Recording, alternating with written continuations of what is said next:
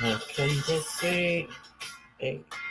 My life was in the dollar, but to be free, help me say everything's working for my good for a way. He saves the day, he will come through. You don't know that's not what superheroes do. No greater love makes my heart beat. All I wanna do is make you proud of me. 'Cause I don't wanna love nobody but you. I don't wanna love nobody but you. I don't wanna love nobody but you. How can it be? Every one of us that you do, you cover me. I'm mystery.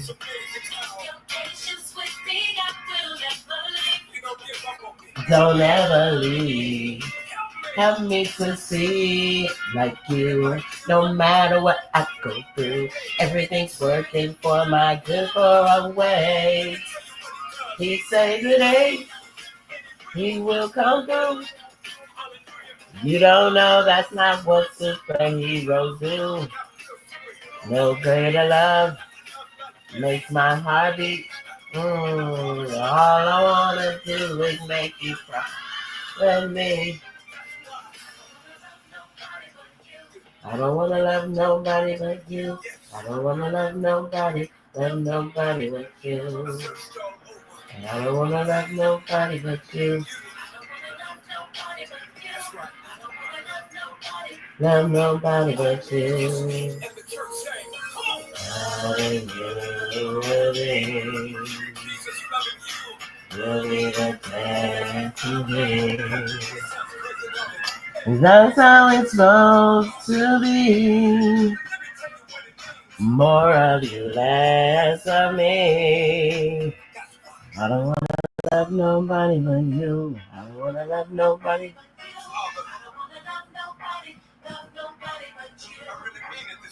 And I don't wanna love nobody but you.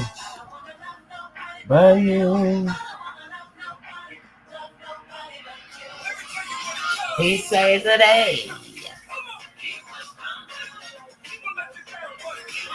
He's jealous. Almost going on with that. All I wanna do is make you proud of me. He saved the day. He will cover. You don't know that's not what superheroes do. No greater love makes my heart beat. All I wanna do is make you proud of me. I don't wanna love nobody but you. I don't wanna love nobody but you. I don't wanna love nobody but you. And I don't wanna love nobody but you. I don't wanna love nobody but you. I don't wanna love nobody but you.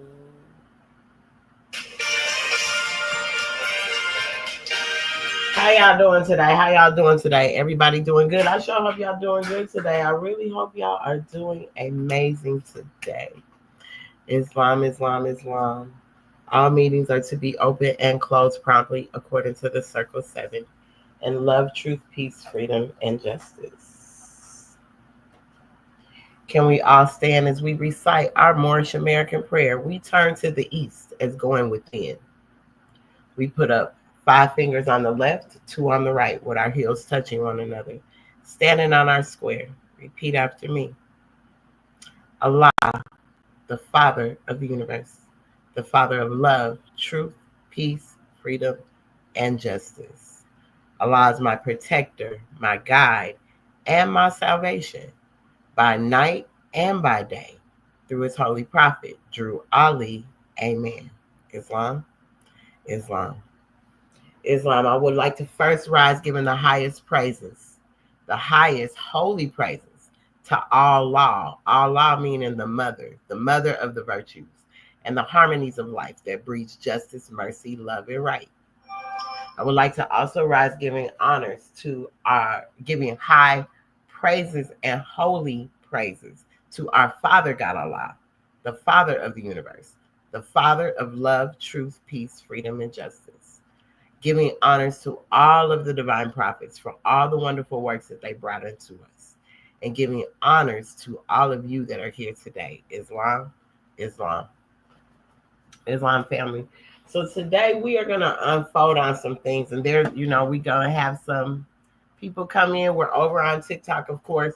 TikTok where it be lit at. That's where people really get engaged and are really being engaged in the conversation. We had a dynamic demonstration on Friday. And so today our topic is going to be a little touchy. It might be a little touchy, a little sensitive for some, but I'm gonna be honest. It's something I've been through, something I'm sure a lot of people have been through. Islam, Sister Shonda, how are you? Islam. A lot of people have been through similar situations, but we're gonna really talk about some things today and give you the title of this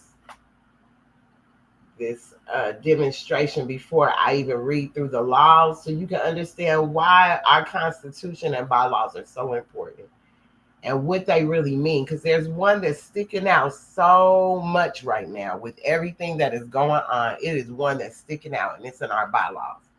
So we are going to go over that in just a minute. Sister Shonda, how you doing? How's your cycle been? How it been going? How it been going? He said, oh, my screen doing Oh what? well, no, I mean your strong end. My fault. It is Sunday. I forgot your strong end. How it been going? Oh, everything has been great. It's been a great rising. Got up, meditated this morning, then took a good nap afterwards. So I'm just here to be with you. But the week overall, last week was great. Great, very productive. Got a lot accomplished as far as my writing. I'm happy about that and ready to get it going again this cycle. Islam. I'm excited. If you guys want to come up, please don't be ashamed to come up and, give us some insight on your demonstration on what we're talking about if you would like to.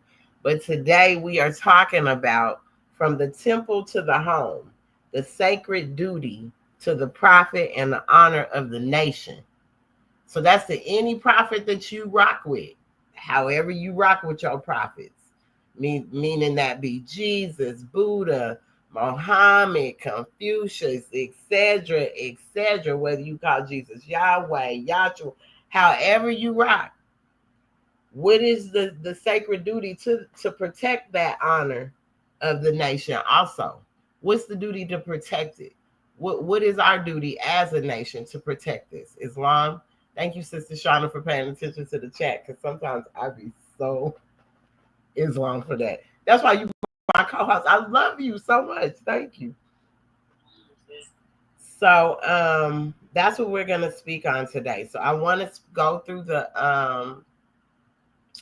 we're gonna go through these first seven, and then I'm gonna stop on the first one in the next one because that's what I really want to concentrate on today. Islam. Islam. All right. So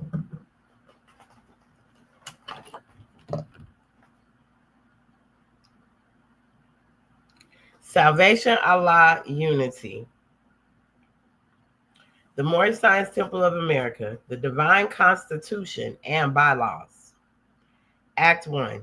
The Grand Sheikh and the Chairman of the Moorish Science Temple of America is empowered to make law and enforce laws with the assistance of the Prophet and the Grand Body of the Moorish Science Temple of America. The Assistant Grand Sheikh is to assist the Grand Sheikh in all affairs, if he lives according to love, truth, peace, freedom, and justice. And it is known before the members of the Moorish Science Temple of America. Act 2. All meetings are to be opened and closed promptly according to the Circle 7 and love, truth, peace, freedom, and justice. Friday is our holy day of rest because on a Friday, the first man was formed in flesh, And on a Friday, the first man departed out of flesh and ascended unto his Father God Allah. For that cause, Friday is the holy day for all Muslims all over the world. Act 3. Love, truth, peace, freedom, and justice must be proclaimed and practiced by all members of the Moorish Science Temple of America. No member is to put in danger or accuse falsely his brother or sister on any occasion at all that may harm his brother or sister, because Allah is love. Act 4. All members must preserve these holy and divine laws, and all members must obey the laws of the government, because by being a Moorish American, you are a part and parcel of the government and must live the life accordingly. Act 5. This organization of the Moorish Science Temple of America is not to cause any confusion or to overthrow the laws and constitution of the said government, but to obey hereby. Act 6. With us, all members must proclaim their nationality, and we are teaching our people their nationality and their divine creed, that they may know that they are a part and parcel of this said government, and know that they are not Negroes, colored folks, black people, or Ethiopians, because these names were given to slaves by slaveholders in 1779 and lasted until 1865 during the time of slavery. But this is a new era of time now, and all men now must proclaim their free national name to be recognized by the government in which they live and the nations of the earth.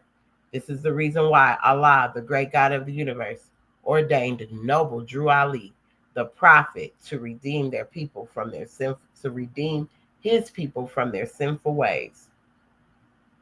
The Moorish Americans are the descendants of the ancient Moabites who inhabited the northwestern and southwestern shores of Africa. Act 7. All members must promptly attend their meetings and become a part and parcel of all uplifting acts of the Moorish Science Temple of America. Members must pay their dues and keep in line with all necessities of the Moorish Science Temple of America. Then you are entitled to the name of faithful. Husband, you must support your wife and children. Wife, you must obey your husband and take care of your children and look after the duties of your household. Sons and daughters must obey father and mother and be industrious and become a part of the uplifting of fallen humanity. All Moorish Americans must keep their hearts and minds pure with love and their bodies clean with water. This divine covenant is from your holy prophet, Noble Drew Ali, through the guidance of his Father God, Allah. Islam. Noble Drew Ali, founder, the Moorish Science Temple of America, home office of Noble Drew Ali, Chicago, Illinois, USA. Islam. Now for the additional laws for Moorish Americans by the Prophet Noble Drew Ali. Act 1, and this is the one we're about to concentrate on. The Grand Sheikh is the governing head of our temple. All business of said temple must be approved by the Prophet Noble Drew Ali before being acted upon by any member. Let it be finance, property, or any line of life that will cause the member to sacrifice finance, that will cause the support of any group of members. Any former officer that violates these laws is subject to be removed from his office under heavy restriction, etc., by the Grand Sheikh, by the Prophet or the Grand Sheikh. Islam. So, where that is coming from is because we have so much that is really going on. We know it's going on every day. Something's popping off, right? But we are going to unfold a powerful and sacred lesson from our Constitution, found in Act 1 of the bylaws. This act establishes a clear line of authority, stating that all business of the temple must be approved by the Prophet Noble Drew Ali. The purpose of the law is not to control, but to establish divine order and protect our temple and its members from harm and chaos. I want us to apply this profound principle to our daily lives, starting with our own homes, all right? The home is our first temple. Even if we're talking the body, that's our home, that's our temple. The first truth we must accept is that the home is our most sacred temple. Just as Act 1 in the bylaws establishes the prophet's authority for the protection of the community. The duty of every person within a family is to create a sanctuary of safety, respect, and peace. Domestic violence is a direct and profound betrayal of this sacred duty. It is a failure to protect, and it introduces chaos where there should be divine order. An act of any type of violence in the home is flagrant violation of the core principles of love, truth, peace, freedom, and justice that the prophet taught. It is a sign of weakness, not strength, and it shows a fundamental failure to live up to our spiritual teachings. I want to first talk about that before I go into the nation's honor and the prophets movement. I want to kind of touch on this what's going on right now, because Sister Shonda, you spoke on the way the energy was going to be moving throughout these planets, and that everybody needed to really be mindful of their relationships, whether it's a man, whether it's a woman, whoever it may be. You must be mindful of what you're getting into. No confrontations because of this energy. Sister Shonda, can you kind of go into that for me? Why? Yes. Okay, yes, I'm here. I was sipping my tea.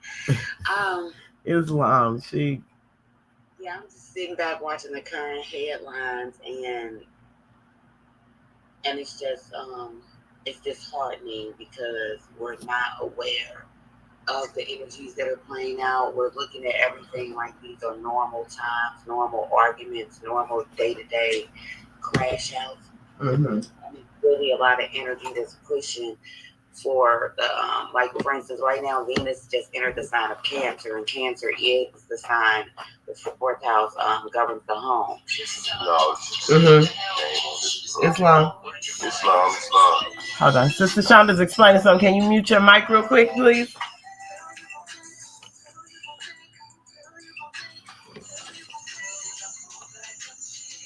Okay, come on through, Trey Song.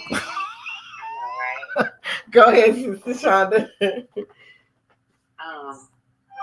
Yes, so when I was speaking on it, and if the other planets were playing a role out in it too, but what we would call the malefics, which that's not meaning bad, just the way the energy moves, would be Saturn and Pluto and their positions. And then with Venus moving into this Cancer house, it is really going to be trying the energetics that are playing out at home. So if your house isn't structured accordingly, if the energetics in your house or disrespect is already integral in the way that your house functions, this energy is going to be moving and pushing people to detrimental threshold. It's about Cancer itself, and I am a Cancer. It's about emotional extremity. Mm-hmm. So Cancer can be the most sweetest thing you've ever met on this planet, but that Cancer energy can also be the destroying type of energy. Think about the nature of water. Water can be very soothing and healing, but it can also be a hurricane and also cause erosion. That's the range of the Cancerian energy. And so when it's not balanced in that house, you're going to get incidents like what we've seen play out in the media here with Rashida and her family and her children. Right. Because we're looking at actions of children, but we're literally looking at the instructions and programming given from the matriarch and patriarch there, the parenting. Yes. Facts. That's the trying of the household. And like you said, taking care of your home.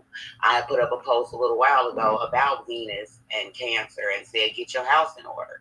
And I wasn't talking about cleaning out your closets. Get your house in order. It's the season that the universe is organized right now. Islam. So we know that this is playing out, and it's really sad to see, because I will say this: I've worked on television and film, so I've worked on these reality shows with these people. I've worked behind the scenes. I mean, I've even, I've done Rashida's hair for different magazine shoots. So, it's like to see this and even know the young man before, like when she was pregnant and all of that, and to see this young man now, that's everything they're going through, that's hurtful. But it also goes back to what is going on in our homes, because when we reflect on the television, when we reflect on reality TV, all you're seeing is discord. You're just seeing discord against the women, you're seeing discord against the brothers, you're seeing discord in the relationships in the homes. You're not seeing a Claire and Cliff energy going on in none of these homes on reality television. So this is where everything that we're doing, our children are now reflecting. This is what's happening. We're seeing the reflections of stuff we've done in our generation, the stuff our generation has caused. I'm not talking about nobody else, our generation, because we should be getting we should have already been in a certain alignment with this when we knew things weren't right. And so not only have we been using movements as a way to excuse our nonsense, this TV has the music, and it's pouring so much into our children. It's destroying them. It's destroying them on so many levels that I don't think people really understand. And coming from a woman that's been in domestic abuse relationships and things like that, let me say this: that is nothing fun to be a part of. That ain't nothing cute. Whatever these entertainers from Blueface and Christian Rock started it all. We're making these young people think that this is all right to put your hands on each other, to really sit here and disrespect one another. Like totally have lost respect for what it is to even be a human anymore. Because the girls are at fault for this too. These girls are at fault for this too, because women pick it brothers. And you can't say you ain't never picked it no brother. You get to arguing with your brother, he all kind of names. And he say, don't call me that name. And there you go calling him the name he asked you not to say to him. You feel what I'm saying? So sometimes even placing ourselves in the most detriment positions. So what has went on in our home is only reflecting out, and it's affected the babies. Now they think it's all right to pick up something and go take somebody out because of something. That's not what you do. That's not the way you handle things. No. I've told my sons time and time again, walk away. Walk. I don't care what she's saying. Walk away. You don't need to involve yourself. You're a man. Let her look like a fool. If she calls the police, when they show up, make sure she's looking like a fool. Not you.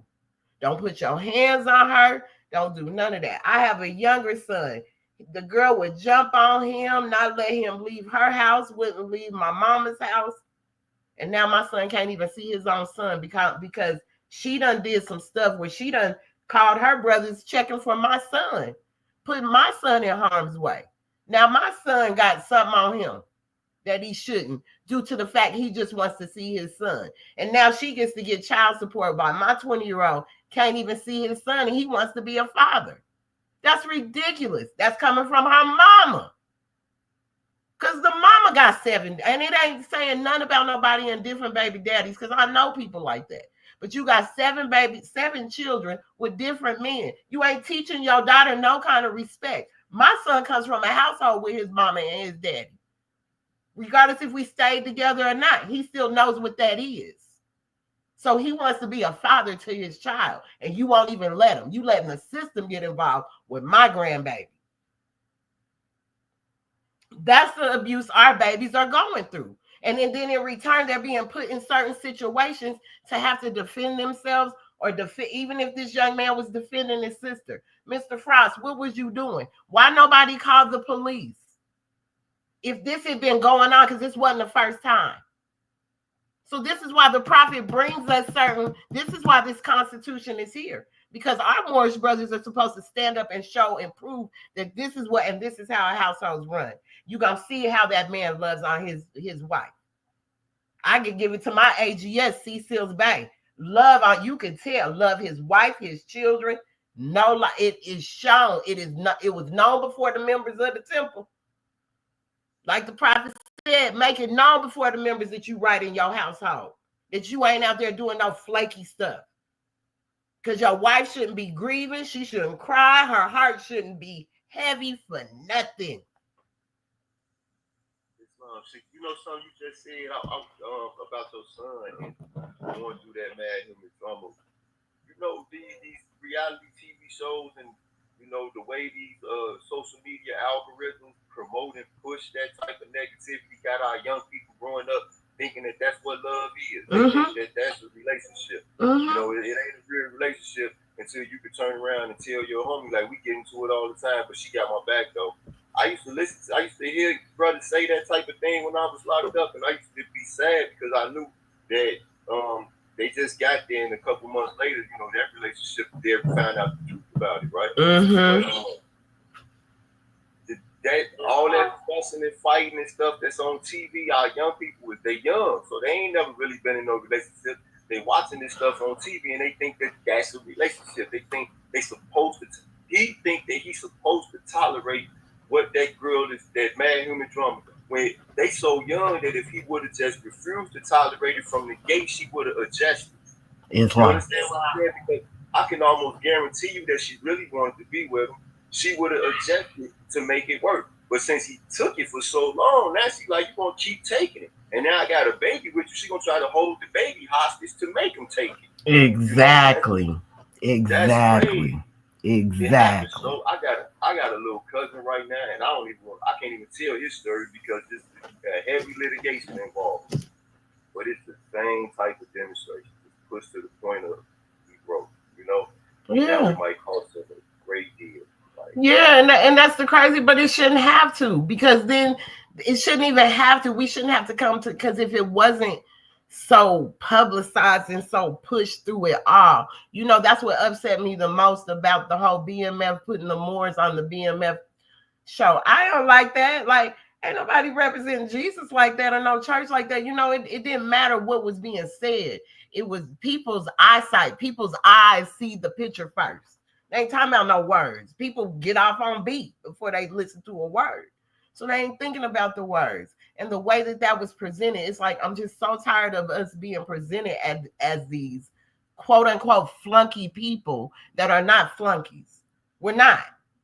We stand for something. So all of this is playing a part in our whole entire existence, even when it comes to our children and this violence and this television, because nobody's standing up like the lady that went against Tupac and 2 Live Crew. Ain't nobody saying nothing no more.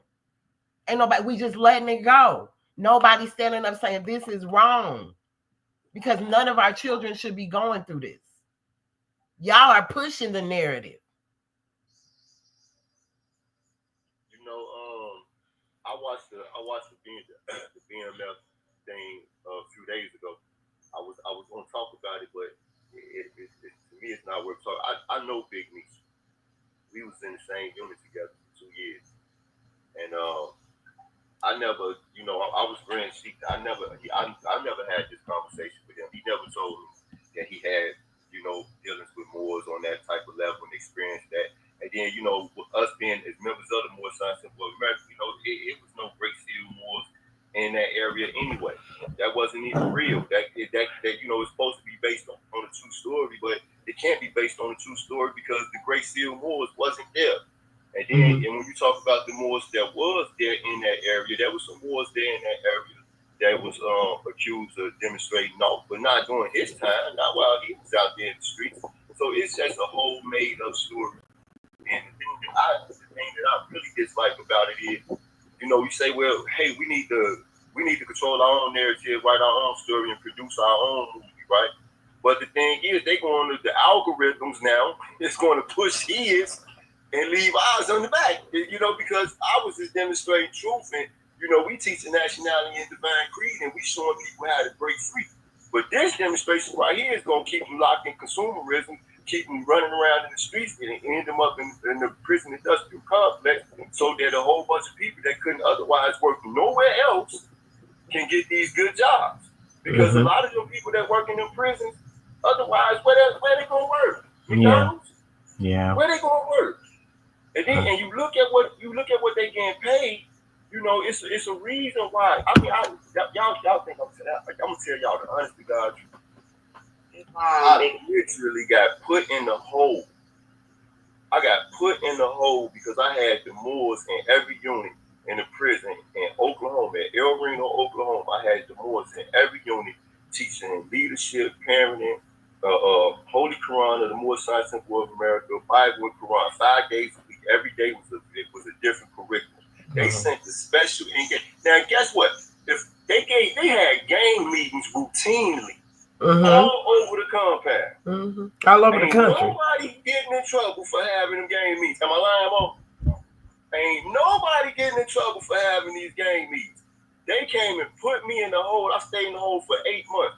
When the AW finally came back there and I asked that joker, I say, listen, man, since I've been back here, and I really don't care. I was at the end of my sentence. I'm on my way home. I do my sentence under the jail, on top of the jail. It don't matter. It's almost over by this point. But I just wanted to know. I asked him. I say, why am I in the shoe? I done been back here all this time. I done seen guys who done assaulted men. I done seen guys who done got caught with drugs. I done seen guys who done got caught with weapons, who done used weapons and all of that. Like, why am I back here? He looked me right in my eyes and said, this place is not for you. Great like that. Now, we on the compound. Y'all can go right now on your computers and look up El Reno, Oklahoma. El Reno is one of the only prisons that you look up, and when they show you what programs they have on the compound, they really got them programs. They got guys getting becoming certified electricians, masons, carpenters. They have all of these programs, these things that men can learn and come home and get good, living wage paying jobs, not the jobs that they're going to struggle with. They got welding and all that. The waiting list for these programs is years long, okay? Europeans is coming right off the bus and getting right into these programs. Exactly. I walk up to the lieutenants and them and saying, why has these brothers been waiting for 3-4 years to get their GEDs? They can't even get their GEDs. They talking about, well, we ain't got enough people. Okay, well, I'll volunteer. I'll go help. I got Moors. We'll go up there and help these men get their GEDs. No, we don't need. You just told me that you don't got the staff to do it. So I say all that to say this. None of this stuff is accidental. It can't be attacked. The same way you doing this, that's what I love about this. I love that you're very, very consistent with it. I love that the topics are relevant. I love that the solutions are being presented. I love that it's the work is really being done, and we forcing it. We have to force it on, on these platforms. We got to force our way on these platforms. Yes. They're not going to aid and assist us. They're not going to help us. No. You understand what I'm saying? They're not going to push you out in the front of the four you. We got to share. We have to hit the share button. Islam. We have to. We have to force our way into this type of stuff, but that's what we're going to do, though. And just seeing that, when I was sitting there watching that BMF thing, because I wasn't really personally affected by it, because like I said, I know the man, and I know it's a lot. I know he never had that type of experience, and I know that he really ain't even built like that. You understand what I'm saying? But I did think to myself, like, this what happens when we don't control our own narrative. Yes. We don't tell our own story. Exactly. Yeah. So I do want to say something on that real quick before we go, because I know you guys are going to get real deep into this. So I also was saying the nation's honor in the prophets movement. Now I want us to expand on the understanding to our entire nation. The duty to protect extends beyond our homes. It is a duty to protect the honor of the prophets movement. We must address a serious issue: the misuse of our sacred teachings. We cannot and must not allow our principles to be used as a get out of jail free card to justify criminal acts or to evade consequences. This is a profound spiritual act of self-betrayal and brings immense shame upon the prophet's name. When a Moor is incarcerated for an act of dishonor, it's a shadow over the entire nation, and it undermines the work we are all here to do. So even though people make mistakes, yes, everybody makes mistakes.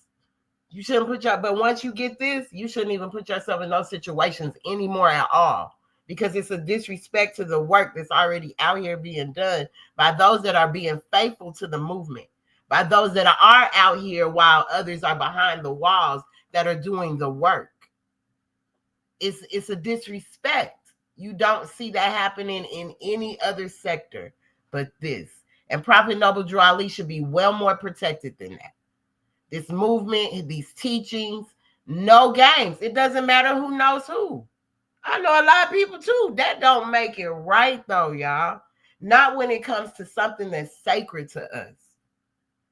That's sacred to us. Then if we know all these people, hey, bro, that's sacred. We don't touch things like that. Y'all tell us not to give certain things out. People say, don't say this on this.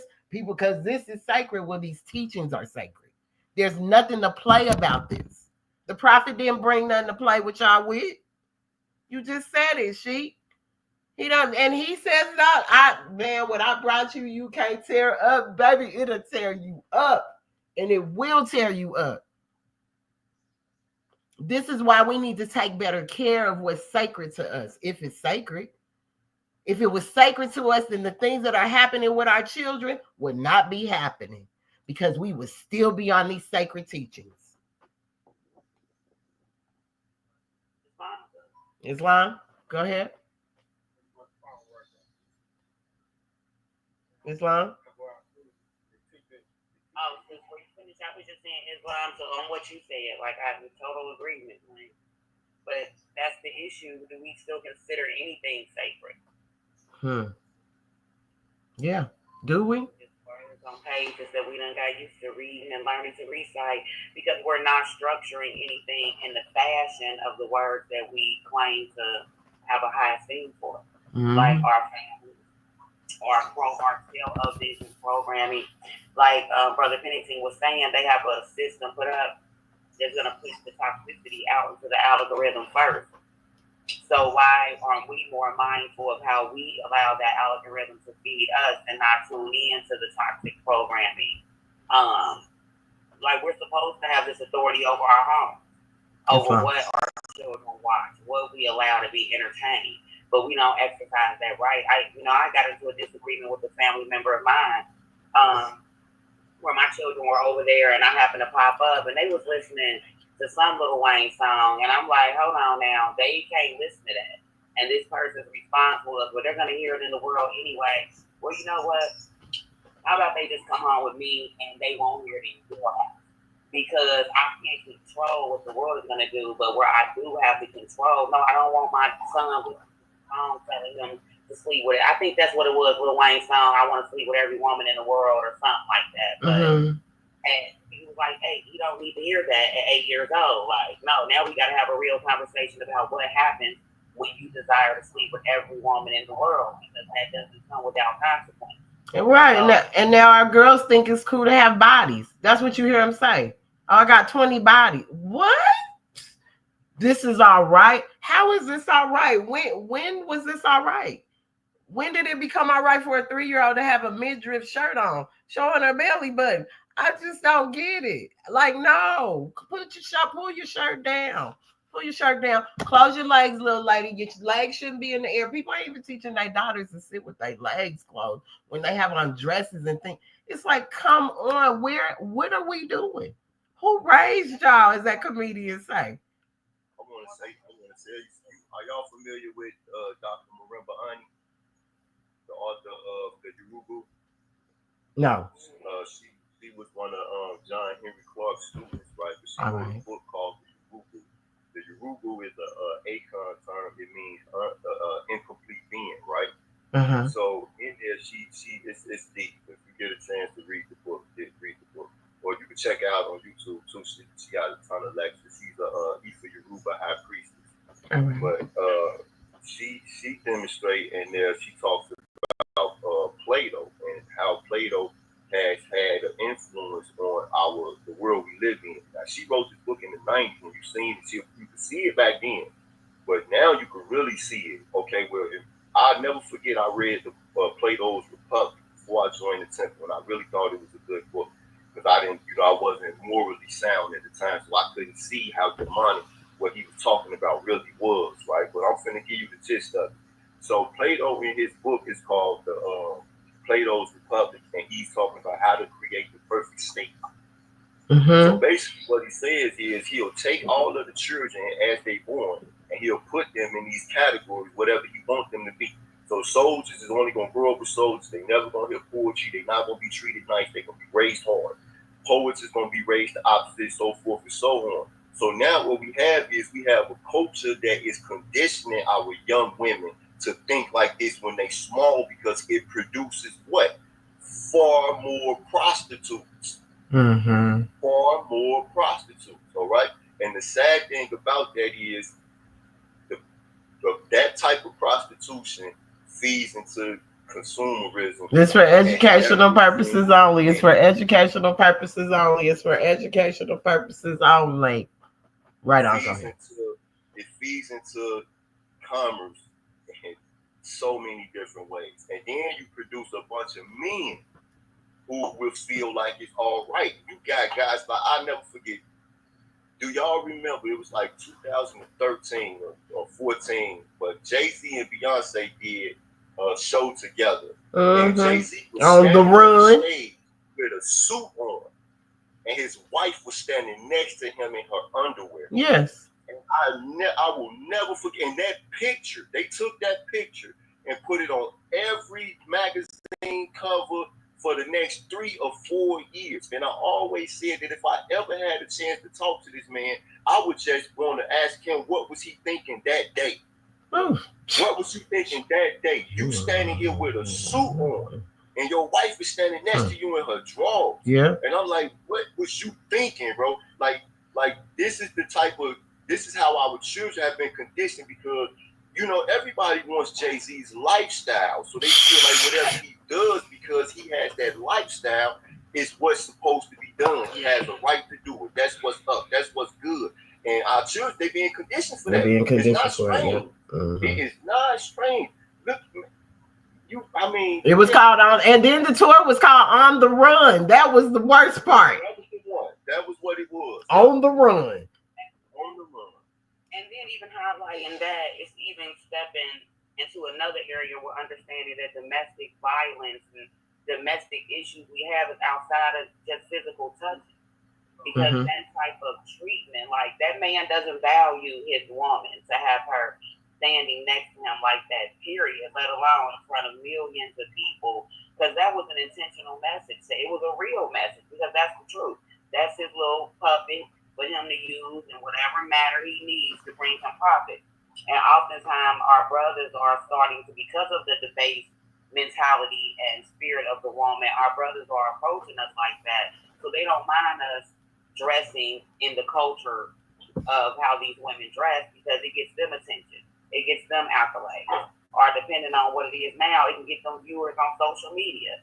So they don't mind paying for the BBLs or dating women that have the BBLs, because the culture says that's what rich and famous men do.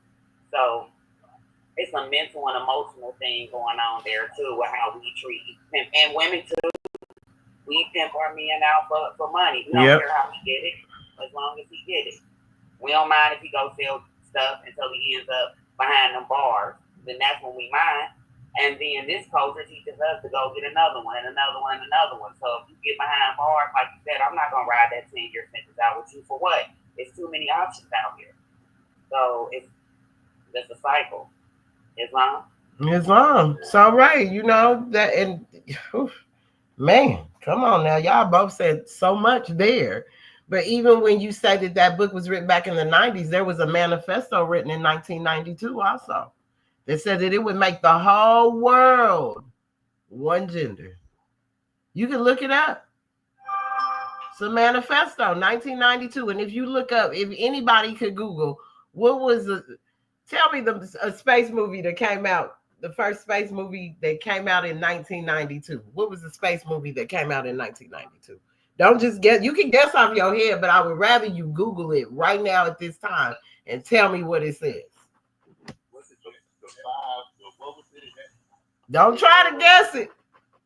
The game from out of Oh, watch it. Wait for entertainment. Oh no, yeah. Watch it. Well, I ain't say the end part, but yeah. What was it called? The GAYNIGGERS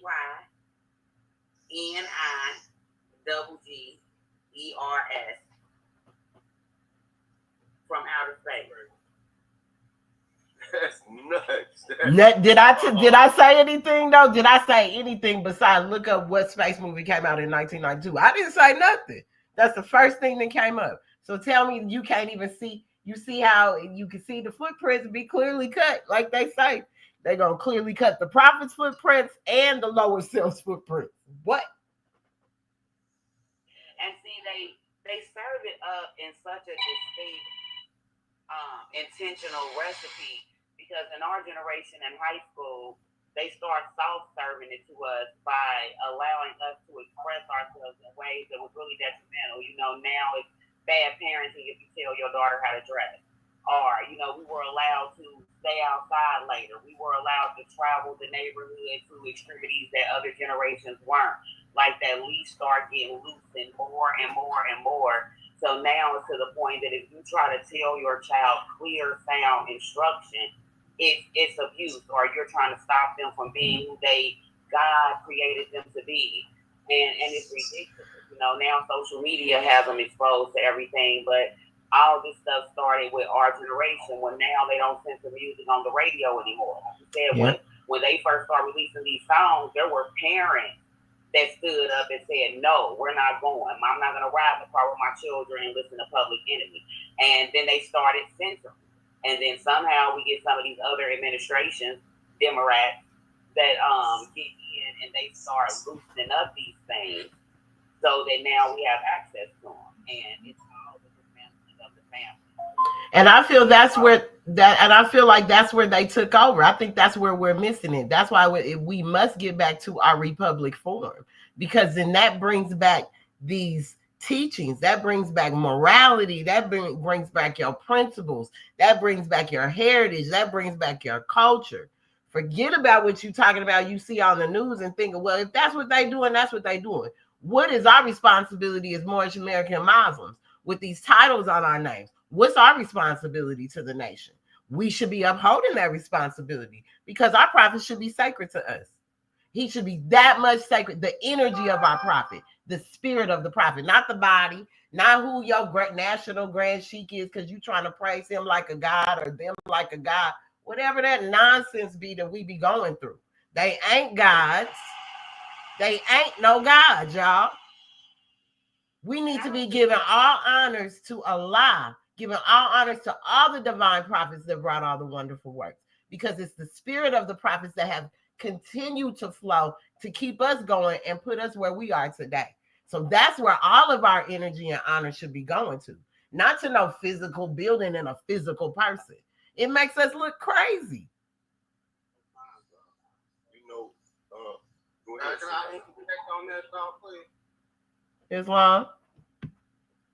Yeah, can I interject on that thought? That's not true. I want to say, as far as what the comment you made, let me make clear what I'm speaking of, so you know it won't be. That's fine. That's fine. It's not going to be. I'm talking about when you say you shouldn't honor these people. No, you should give honors to these people. No, you shouldn't. I agree with you. There ain't no worship thing. That's what I'm meaning. That's what I'm meaning. Right. I'm not arguing with you on that. You're 100% correct on it. And but I'm just speaking on far as when you say honor. See, because the Quran teaches that when man honors man, he honors Allah. Well, I should have said it different. My apologies. Don't be worshiping them like there's some form of a god to you. If that makes it sound better, I get. Yeah, you're right. It does state that. I won't even say that, because every person should know that we shouldn't worship or praise man. But that ain't. But that's not what's going on. That's not what's going on. I think what's going on is that they look into these individuals as the prophet or something, you know. And that's the issue across the board in whatever organization or group a Moorish American may be in. You know, people looking towards these leaders or past leaders, so to speak, and they're not looking at the prophet. Mm-hmm. That's the misunderstanding and the miscommunication that's been going on over the decades. You know, we got to look to the prophet. We can't look to a man, you know, because your grand sheik can be wrong. We can be wrong. Islam, definitely. It can be just a matter of misspoke like you did. I know, but I'm bringing it out because we gotta keep it on a certain, understanding that we're not putting out the wrong understanding to whom all may be listening or see things later. It's COINTELPRO and anybody else that's trying to, seek for whatever reason they seeking for. So we got to be careful with the things that we say. And that's been going on. The miseducation of this organization been going on for decades, especially once Facebook hit. And I know firsthand, I know for a fact.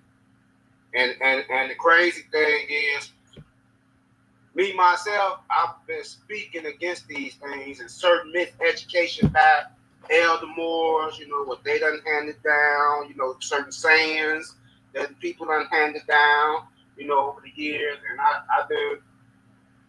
I just been taught a certain way, at a very young age, starting at 4 years old, right. that I can remember. Islam.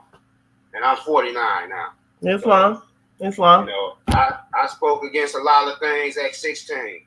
Islam. At 16 years old, because certain people that taught me that been around the prophet himself, etc. Islam. And so yeah, we just got it's the miseducation that's being pressed out there. That's why a lot of people, a lot of the Moors, y'all don't understand the attacks that's coming upon the members, the prophet, the organization, the nation as a whole, and that's why a lot of these things out here.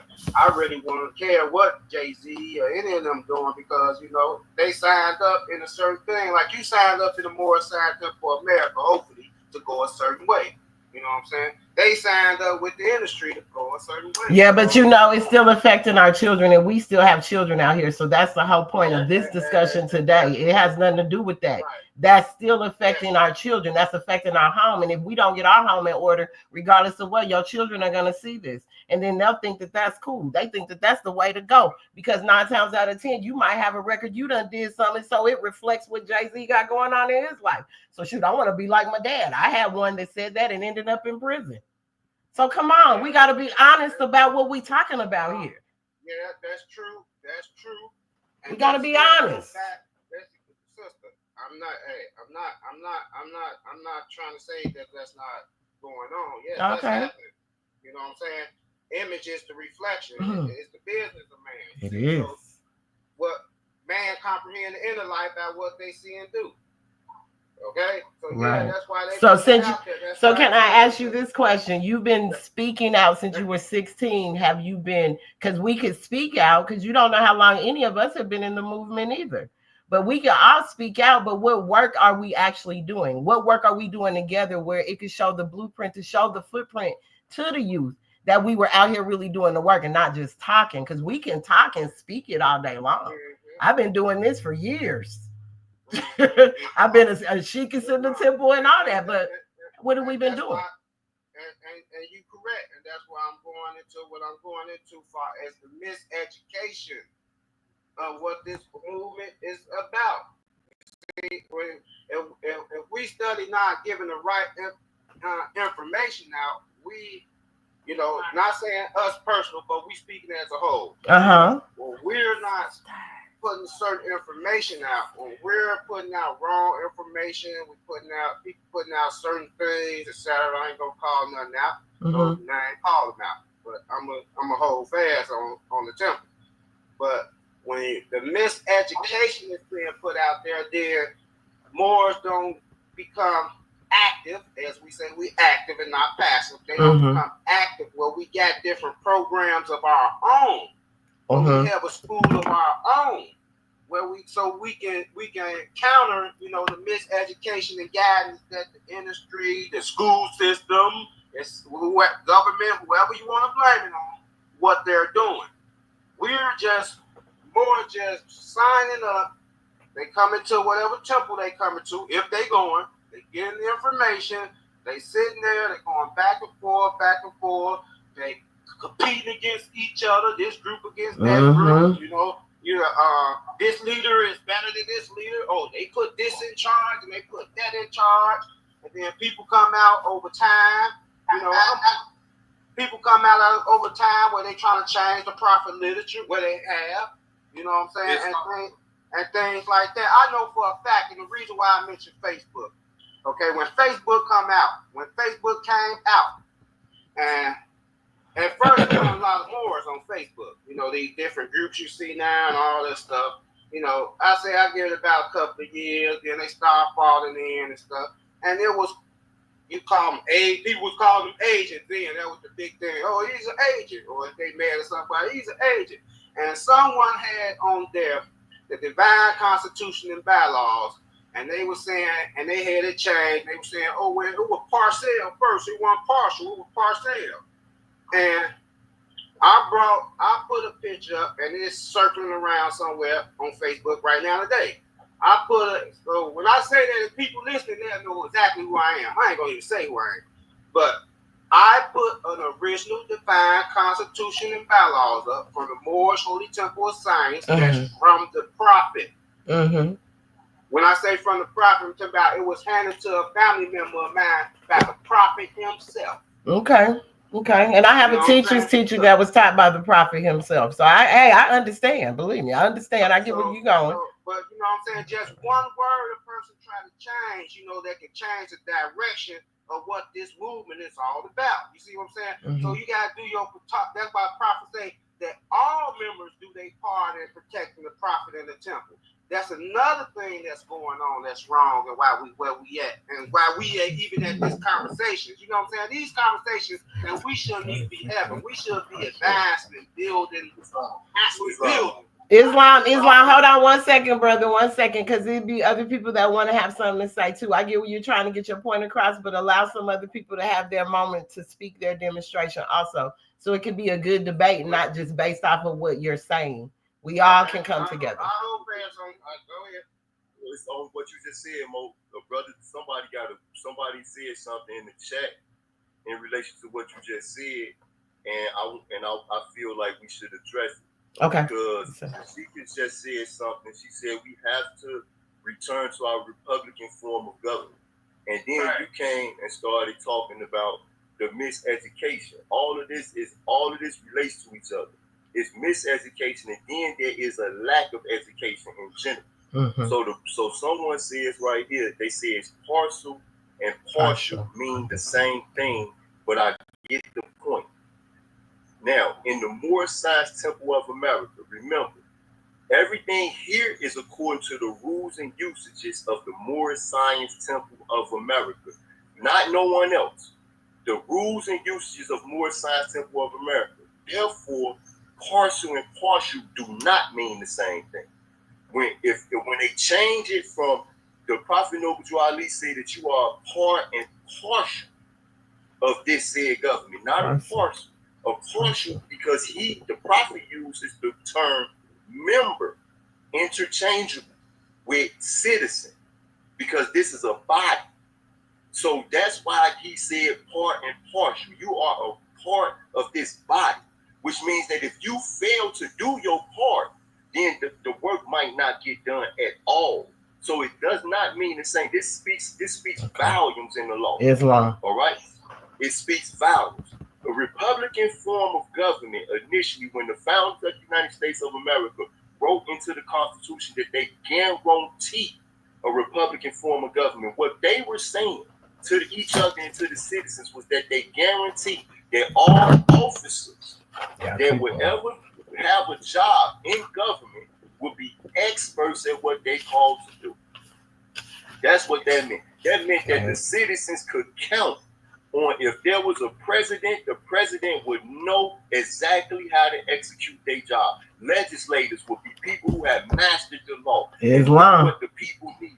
This is what it means in the Moorish Science Temple of America. That's why before you become a sheikh, you become an Adab. Before you become a grand sheikh, you must be a sheikh. You must be a divine minister.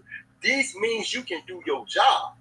That's what it means when we say Republican form of government. So when we look at the current Republican or the current partisan period, when we talk about the United States of America, it's not about it's so many issues up and down the government on every side.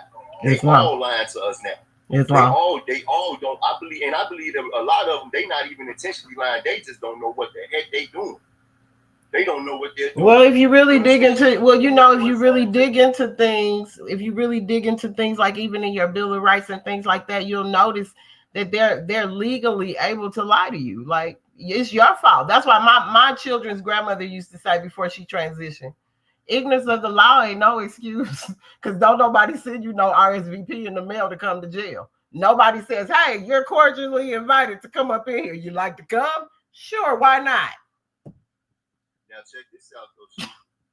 What you just said, we have to better know that.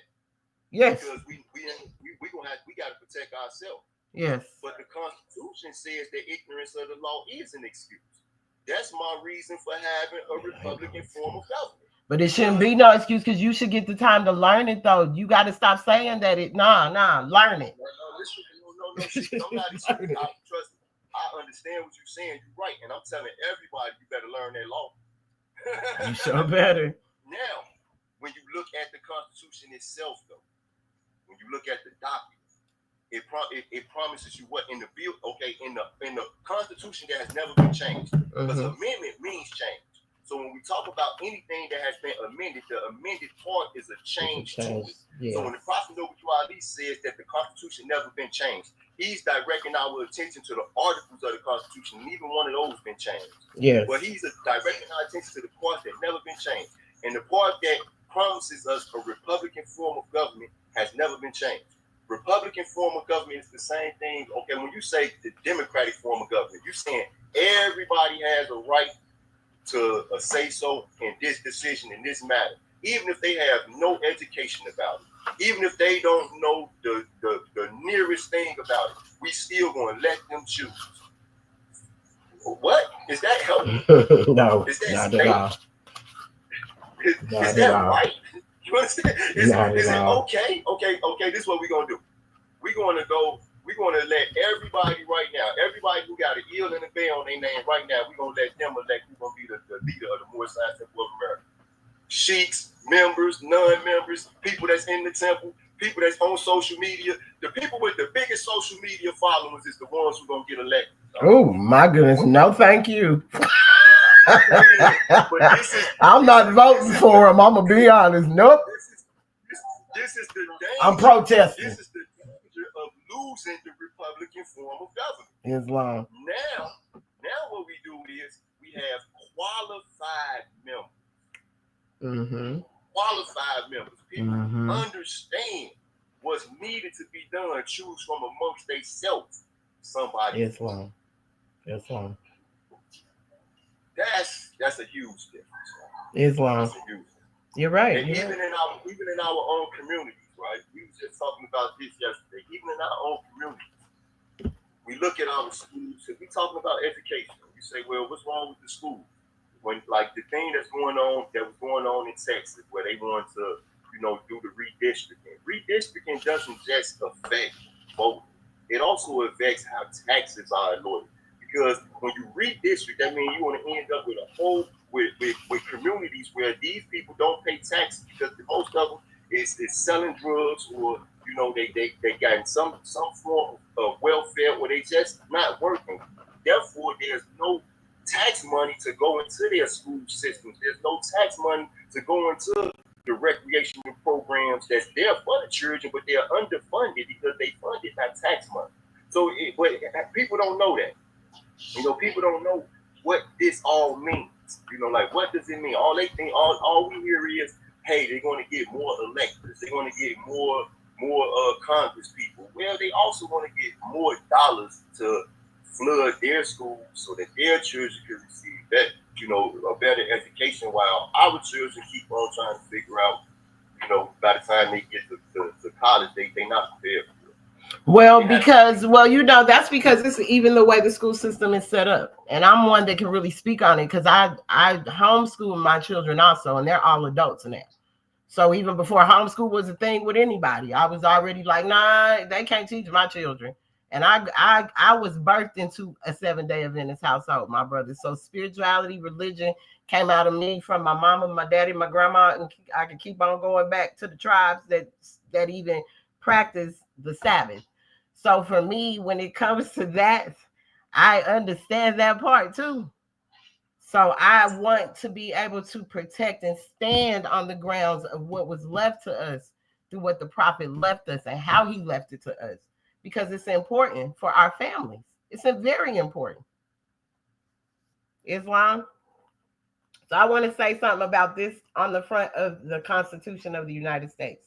We, the people of the United States, in order to form a more perfect union, establish justice, ensure domestic tranquility, provide for the common defense, promote the general welfare, and secure the blessings of liberty to ourselves and our posterity, to ordain and establish this Constitution for the United States of America.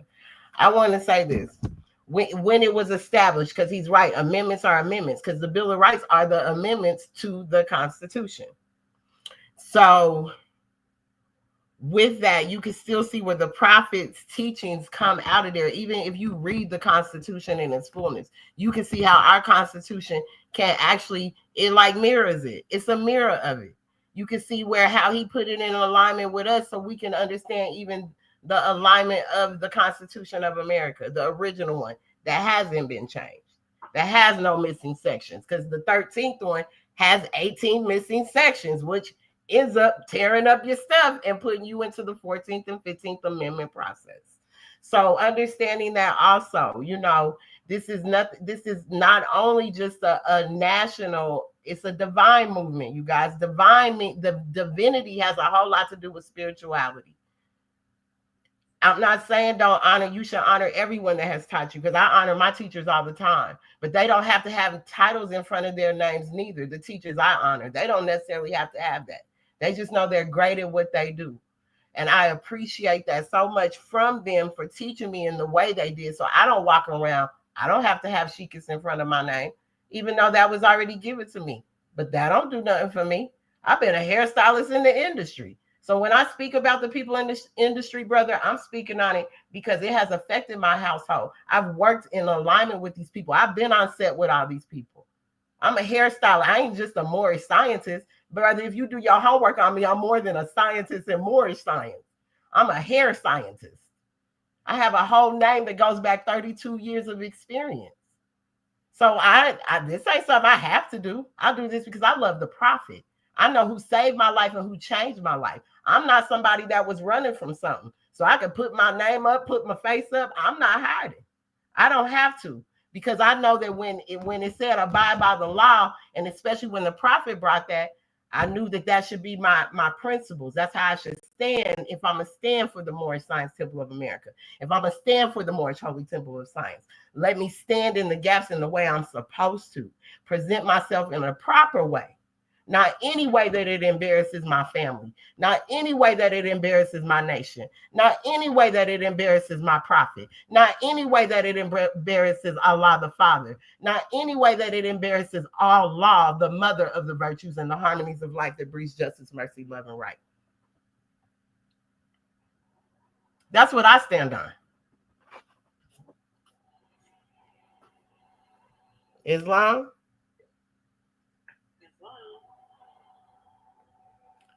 So I want to say this. This brings us to a crucial and heartbreaking point. The cause of what we are seeing in our youth today, the violence they display toward each other, the disrespect, the conflict, the lack of peace, has its root in the lack of divine order in the homes they grew up in.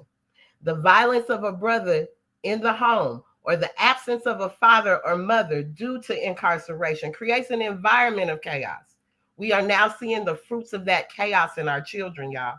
Their violence is a direct reflection of the disorder they witnessed or experienced in their own lives. We must understand that their pain is a legacy of our failure to uphold our sacred duties. Straight up, we got to be held responsible. I didn't parent all the way correctly, right, and perfectly. I did it. I did my best though. But we got to notice it and we got to correct it in the best way that we can. That means we all show up differently. We all show up differently. Islam, Sister Shonda, would you like to camel back off of that? Say anything? I want to make a comment on the last part you said of, you didn't do everything perfectly, and neither did I, because individually we can't. We need the collective body. We need the culture. What they are creating is a culture for our children, and we don't have one at home because you don't have a culture by yourself. Right. You can independently teach your children things, but then they still have to move out into the world independent of a structure. So they're still seeking that structure. That's why they're still seeking. So even if you at home reading your Circle 7 to your children, when the bulk of your community is wayward, we need to have communities built. We need to have our own centers to come together. It need to be more than just you and I. And it's first of all, we need to get away from these broken households.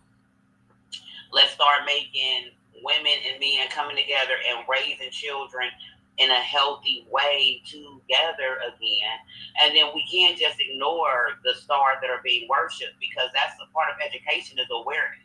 So we have to teach them about these things and teach them what they represent by first teaching them what righteous living looks like, so that they have something to reflect themselves up off of, so that when they look at Jay-Z standing next to his wife like she's his worker, they understand that that's an aberration, that doesn't mirror me. That's not something I want to reflect. Ain't nothing good about having my woman stripped naked in front of the world to look at. That I want my woman covered up, or a woman not wanting a man to be over her. Because women, we really like this in the culture now. That's why the women, like, they okay with their man calling them a bitch. Because it's like a badge of honor almost, that the street dude calling you his bottom B, when 30, 40 years ago, a bottom B was the pimp's head girl. Nobody wanted to be with a pimp.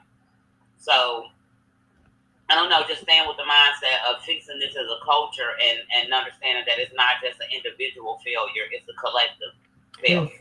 Definitely. It definitely is a collective failure. And that's what I want our family of nations to understand, the family of nations. Regardless of what sector of moral science you come from, regardless if you come to a background of Christianity, if you're a Hebrew Israelite, Nation of Islam, it doesn't matter. Like, at the end of the day, we have dropped the ball. We have all been raggedy about our principles and morals in this bad boy when it comes to honoring and giving the highest praises and the holiest honors to the father and the mother. Like, straight up, that's what has happened. So it don't matter the background, what sector, ink, non-ink, holy, this, that, it ain't holy, because ain't nothing holistic. People still holding back things, talking about what they ain't gonna say. And the prophet also said, take the media.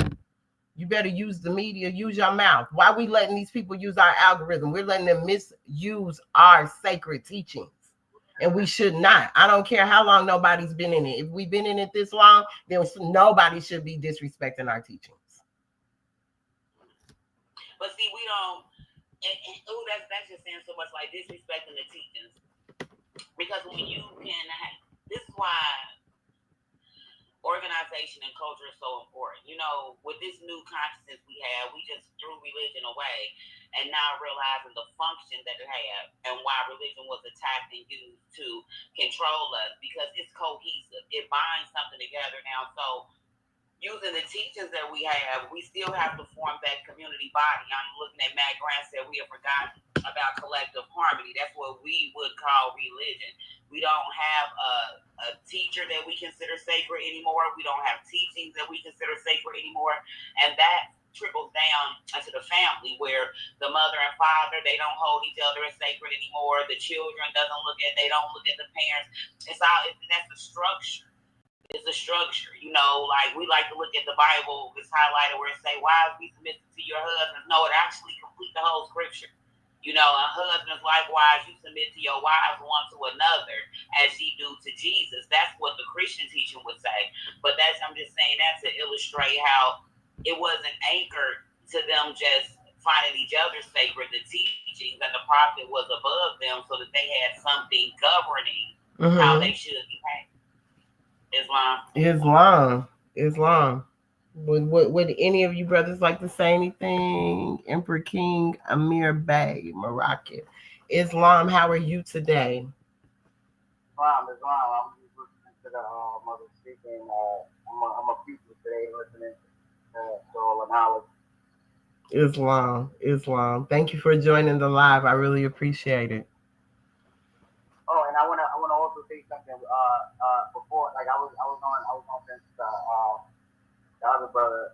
We have to learn language because it's freedom in the language. Mm-hmm. If you really learn etymology and learn the definition of words, you'll know what not to be. And since you know the Declaration of Rights of Indigenous People, you have a right to say your nationality. And yeah, so just knowing that is just powerful by itself, and knowing what you are and what you're not. So I just want to iterate on that. I like that. Yes. Islam, yes, exactly. Islam. Language is important. My teacher, Akhenaten, used to always call it land gauge. Gauging the land through the land gauge. That's language. Like really understanding that. So that's dope you brought that out. Thank you for that. You know, I've had amazing master teachers throughout this Moorish science. This whole Moorish drama. Let me say that. I've had some amazing teachers. So thank you for bringing that out, because that just reminds me again why it's so important. And he always was saying, and watch the wordplay. Watch the wordplay, because they'll trick you with them words. You'll see something in there and you done missed it because you ain't paid. You went straight past it. Might have said belief or allegedly or something like that. And now it ain't even true. You know what I'm saying? That's allegedly. That's a belief. The prophet also said, belief is perhaps what man thinks is the truth. He don't even know that it's the truth, even if somebody gave it. The prophet only introduced this information. He was unable to teach it because he wasn't here long enough to thoroughly teach these lessons. These lessons are so intense. My teacher that's been in the movement for over 50 years has not missed one meeting at all. Has not missed a one meeting if he do the meeting by himself. His teacher was taught by Prophet Noble Drew Ali himself and the reincarnated. And so this man is so dedicated to this movement. He ain't missed a thing. He knows the mysticism, the mystery, all of that throughout this. So to me, you know, when we say these things, we ain't even did half the work that some of our elders have done. We ain't even touched it. A slice of it. And he says he wasn't here long enough to teach it. We have to unfold in these lessons. That's why this is always called the unfolding, because we have to unfold into these lessons. Just because this only has 90 something pages, don't make it the easiest read because you can read. That's not what that means. Like he said, that language, breaking down that language expands that bad boy to be bigger than an encyclopedia. You're like, wow, I didn't even realize I had all this meat in this little bitty, this one instruction. So we don't give enough, and mine is falling apart because you can tell I do. You know your Quran, if you really study based on if your binding is there. My binding is gone, honey. That's my original Circle 7 from the Holy Temple of Science. And you can tell whether you're really studying based on if the book is worn or not. So are you really studying? And if you're studying, are you applying these studies to your life? Because we can know them all day. People know the Bible from front to back. But are we applying them, and what does it take for us to apply them? So here we always want to give the solution too, not just always talking about the issue. Islam? Yes. Yes, go ahead. Yeah, but that's why prophets say that all members, he didn't say whether you a sheik is a grand sheik, he said that all members do their part in protecting the prophet in the temple. Islam. You know, and he also teaches, he say, in your ordination papers, he say that we teach on the hedges and the highways. Mm-hmm. We fail in the people by not being out there spreading the word, teaching, etc. Mm-hmm. Islam. Facts. And we must do it. We're supposed, Act 6 says that. We are to teach our people their nationality and divine creed so that they know they are a part and partial of this said government, and know that they are not Negroes, colored folks, Black people, or Ethiopians, because these names were given to slaves by slaveholders in 1779 and lasted until 1865 during the time of slavery. So after 1865, there was no slavery, y'all. The slave chains went on the brains of the people, went on the minds. And our people, you can still see what that is today. That's why we're speaking about this in our youth. We need to correct it now, because when it's given back to us, because he specifically said it's going to be put back into the hands of the Asiatics of North America. Are we going to know how to hold on to it? Or are we going to continue with the thugging and the doing stuff we know we ain't got no business doing, dishonoring our mother and father, dishonoring our prophet? We can't keep doing that. Eventually, we got to all turn into the prodigal sons and daughters and turn around and go the right way. Stop going the wrong way, as we talked about on Friday Holy Day. You facing the wrong way. You keep going the wrong way, that you running into your roots all the time, releasing your kundalini before it's supposed to be released. You ain't giving it a time to rise up into the higher self so you can understand what this infinite life is about. You want to stay on the lower level. You want to dabble with the enemy too much. The enemy lies within you. You're your worst enemy. You're your biggest foe. Islam, brother, how are you? Islam, what's going on, Mo? Islam. Would you like to say anything today? You was just building on, like, you was just saying the right stuff. Like, we got to get out our lower nature and go to our higher selves. That our lower nature is really holding us back, from divinity and from our divine creed. Like, Noah Drew Ali, he set the foundation here. Now we just got to take the lead. Like, everything is already here for us. Islam. And we was never slaves. Like, we POWs. Islam, you right. Islam. You know what I'm saying? So it's like, and then they took our birthrights. You know what I'm saying? They stole our birthrights. So we gotta, as a collective, we gotta come together and get that back. Because it's rightfully ours. Like, North America is our land. Islam. So yeah. North America is our land, and it would be actually the northwest gate of Africa. As things are starting to come out, they're starting to find out, oh, they all came from over here and went that way, because they were here. We were here first. We were here. We are prisoners of war, but we also got to look at when slavery ended in 1865. So even though it did happen to us, can you see that those chains still went on the brains of our people, because they still were sold that whole story that they were slaves. They thought roots was for real. There's no way you coming to take none of us from nowhere. You just can't tell. As a child, I didn't think that was real. I was going, that's weird. But you telling me people that you say are fighting lions and you just went and stole them? Like, it never made sense to me as a child. And they play roots in my school, because I'm from Colorado. They play roots every February, which was like a disgrace to me, because I had to sit next to all my European Caucasian counterparts and look at them, think of us like, what the heck was y'all thinking?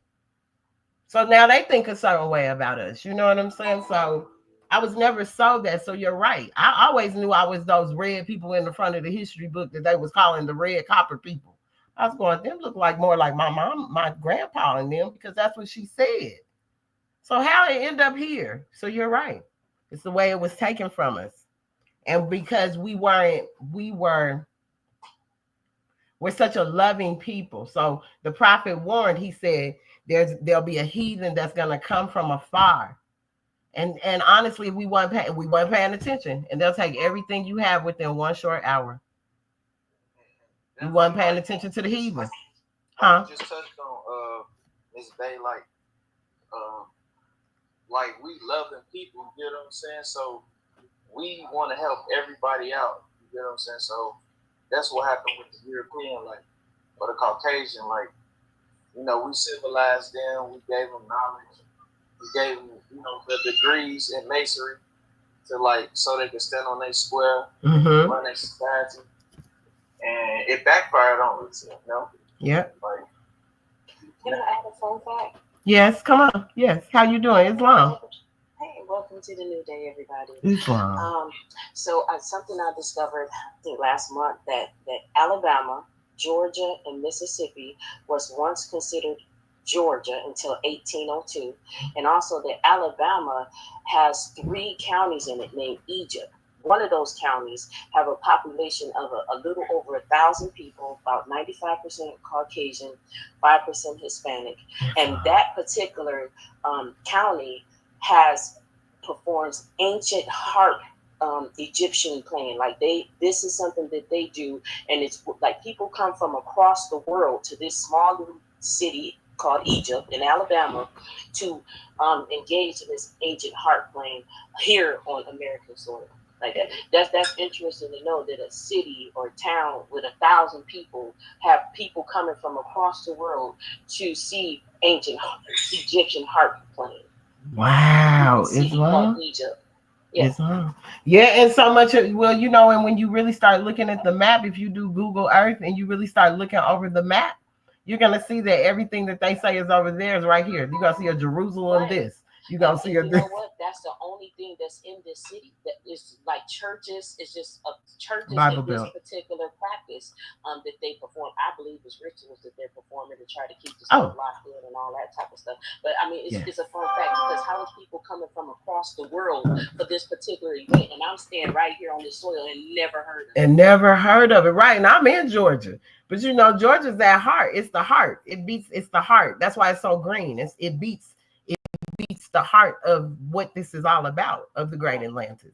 It made sense to me because see, that was a missing puzzle piece. That's when I found out that Alabama, Mississippi, and Georgia was once Georgia. Wow. And it made sense when I looked up the walls of Jericho and they bordered Tennessee and Alabama. Islam. Oh, sis, come through with the knowledge. Yes, see, this is why I love my sisters. I say my sisters, you know what? We are Inspector Gadget. It ain't nothing against my brothers. It's really not. But just women know how to research and figure things out. That's why men always get caught up cheating because women, we be like, yep, you thought I didn't know, be building a whole story the whole time. Yeah, okay. Islam, definitely. Yes, Islam. Wow, I love that. She said, oh, have you heard of that, Sister Shonda? Or anyone else on the platform? Have they heard of that? No, I hadn't, but as I was listening to her describe it, which I definitely know they are down south, but we have something called ley lines, which is energetic points, just like the sky, and what we would call the planets or the aspects of the planets intersecting. We have ley lines, energetic lines that run through the earth. And so some of our monuments and other things that America actually constructed themselves are built on these energetic ley lines. But then you also have natural places that are still reserved, like Arizona has a lot of spaces that have very high energetic ley lines. And so when I listen to her say, like, this place is almost preserved and set apart, and then the only thing they do, they're notable for the harp playing, and harp is a very strong healing modality, and then you anchor that with ancient Egyptian knowledge, and then anchor that to a ley line. People are probably coming all from around the world to receive some type of miraculous healing. Yeah. So, and it probably still is ritualistically protected, but if it's on the right ley lines, all they have to do is construct a couple of things to keep it preserved. But yeah, it gives me those type of vibes. Islam, I love it because even on Stone Mountain, that's a quartz crystal under that molten rock. So if you go take your shoes off and stand on it, you can feel it go. You feel the vibration. Literally, you can feel the energy coming up off of it. It is like dynamic. If especially if you're in tune, you will understand it. But man, it's the most dynamic feeling. Like, oh my goodness, going to the mounds too. If going to the mounds that are the pyramids, pretty much that's what you got to look at all of this as. I was born and raised in Colorado, so understanding how the Grand Canyons and all this stuff sits, and seeing that and seeing mountains daily. Always wondering why the top of the mountain, even while it's still 100 degrees in Denver. In the city, it's 100 degrees, right? But on the tip of the mountain still sits a snow cap. It's just sitting there, frozen. Like, ain't even left. Everything else from the cap on down, you can see. Ain't touched it. I was like, wow.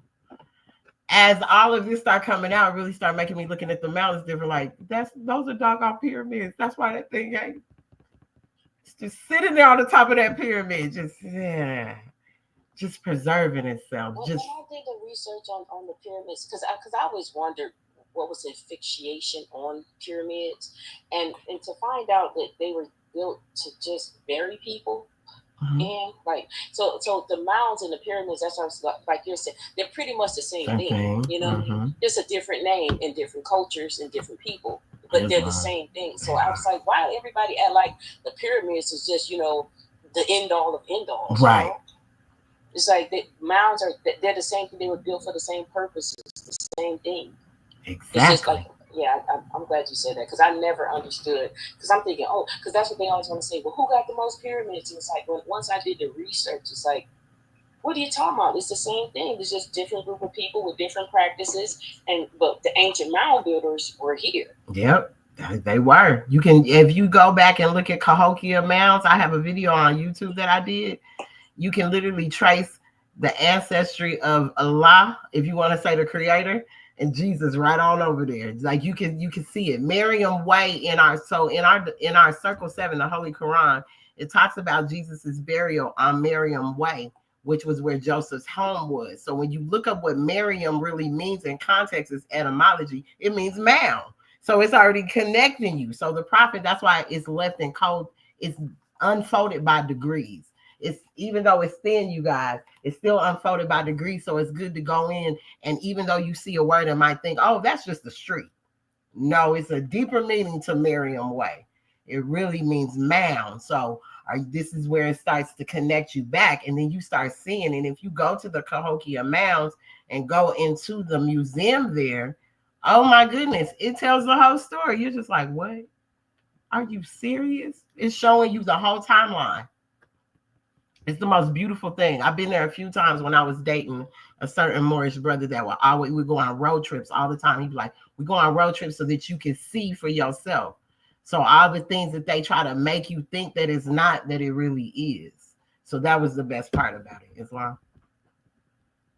It just dawned on me, that's probably why they sold us this illusion in school, because they didn't want that energy channeled here on this land. They didn't want, see, it's the energy that they're and knowing that they're trying to hide from us. You know, when you were just talking, that just dawned on me, like, yeah, that's probably why they told us that, so we wouldn't attach to this land and we couldn't ignite the energy and the source. Like, oh man, Islam, yes, man, you got it, sis, you got it. That's why they told us stay away from that hoodoo and voodoo, and oh my God, it's so evil and that's so mean, and that the magic, and they've been using the same thing on us this whole exact time. The same things they told us to stay away from, but that's even in here too, if you understand how to break it down. The esoteric, the mysticism, all of that is in here. Just the Great Lakes alone, supply 20% of the world's water supply. Just the lakes. We supply 45% of the world's water supply, and we have the richest soil here on America. Come on. Well, you know, I'll put it out here like this. My great grandfather was smuggled over the border. He was Cuban. That's still a part of America, because we still got to remember Central, South America, Central America, North America. They're still Americas, regardless of what they want to say. He was smuggled over the border by Billy the Kid to be a coal miner and gold miner. Billy the Kid was a brother. That was forever ago.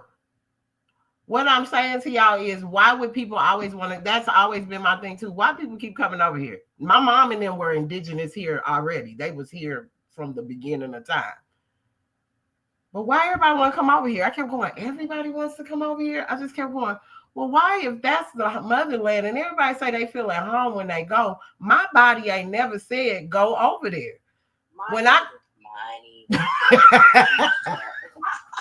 I never was intrigued by it. Never. Thank you, somebody. Thank you, Islam. Yes, I just was like, so I ain't nothing told me to go. When I come to Atlanta from Colorado, or come anywhere in the South, girl, I feel like I'm at home. I'll be like, I'm at home. Yeah, it definitely is. I'm in Virginia. My people come from the soil of Virginia. I have traced my people back to the early 1600s, and they're all from Virginia. See, that's good, Nicole. My cousin just shared with me my great grandmother's birth certificate. Now, she was born in Philadelphia, but her parents were born in Virginia. And it was surprising. Her mother gave birth to her at 42. Her father was 53, and that was her 18th birth. But for some, this been bothering me. I promise. I just found out this a week ago. It's been bothering me because I need to know more history on this. Because on the birth certificate, it said that this was her 18th birth, but she only had 4 living children. And this was at 42. And I guess once they moved from Virginia, they were from Charlottesville. No, that was Charlotte something. Virginia. It was Virginia. I think Charlottesville, Virginia.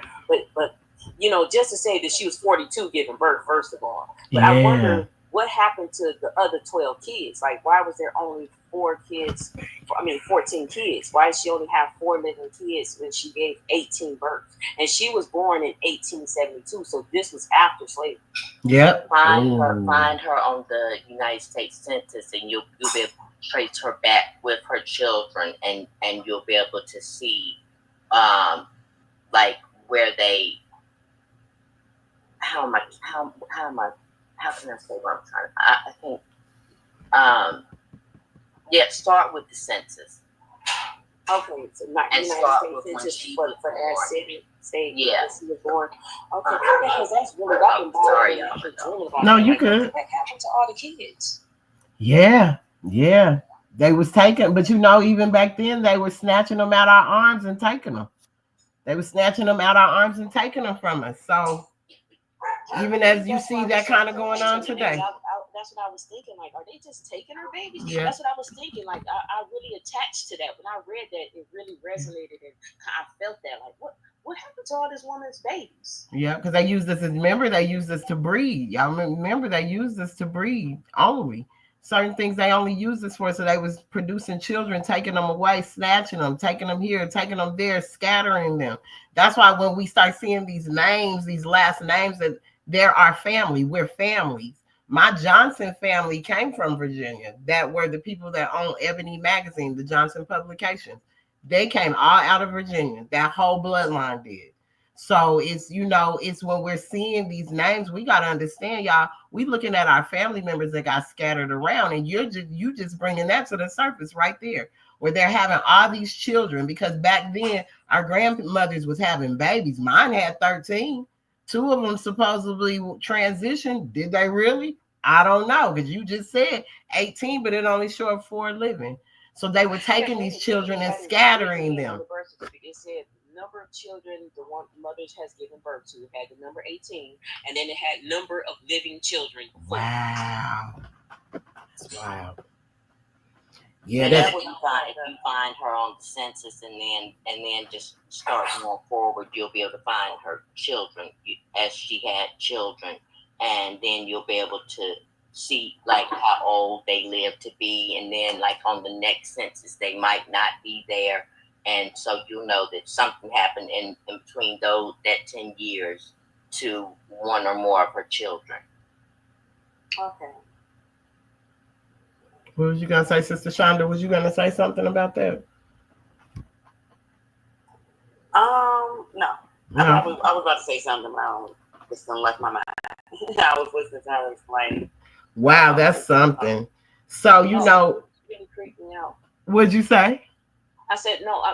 I'm thank you for the advice, because this been on my mind. I've seriously been thinking about these babies because she just shared this information with me last week, and this has been in my head for the last week. Like, what happened to those babies? Like, what were they doing back then that a woman can give birth to 18 children and only 4 of them is documented as being living? Like, what's going on? So I've been thinking, like, what was they doing? What was going on? What was during going this time? on? That's why I Googled to see.